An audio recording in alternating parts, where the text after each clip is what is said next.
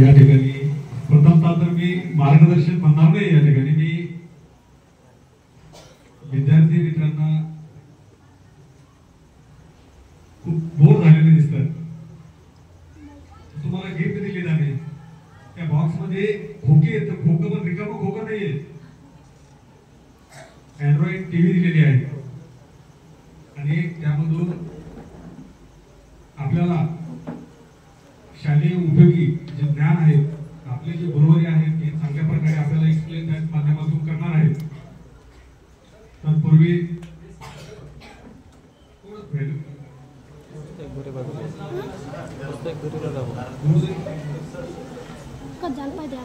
नवीन पाताळ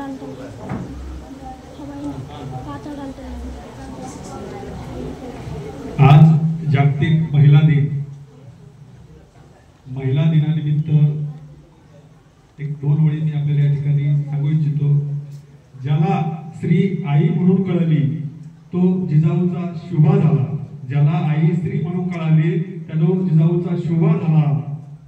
ज्याला स्त्री बहीण म्हणून कळाली तो मुक्ताईचा ज्ञानदेव झाला. ज्याला स्त्री बहीण म्हणून कळाली तो मुक्ताईचा ज्ञानदेव झाला.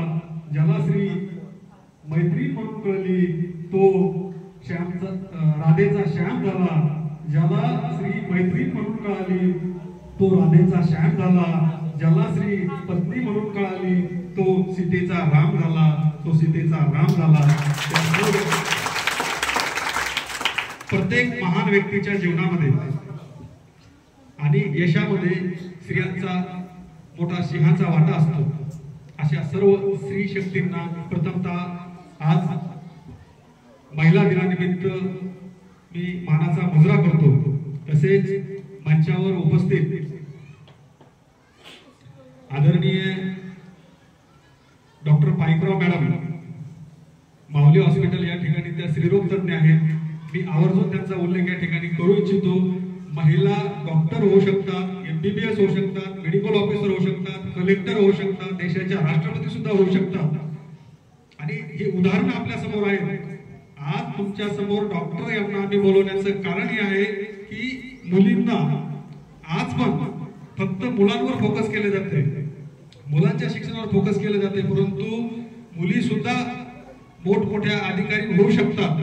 हे उदाहरण या ठिकाणी आपल्या समोर आहे. अशा आदरणीय डॉक्टर पाईकराव मॅडम, तसेच आमचे रोटरी क्लबचे मेंबर आदरणीय डॉक्टर पाईकराव सर, जस्ट ते पण स्त्रीरोग तज्ञ आहेत, DGO आहेत आणि जस्ट आत्ताच त्यांची जळगाव या ठिकाणी मेडिकल ऑफिसर MS साठी निवड झाली. त्याबद्दल त्यांचं खूप खूप अभिनंदन.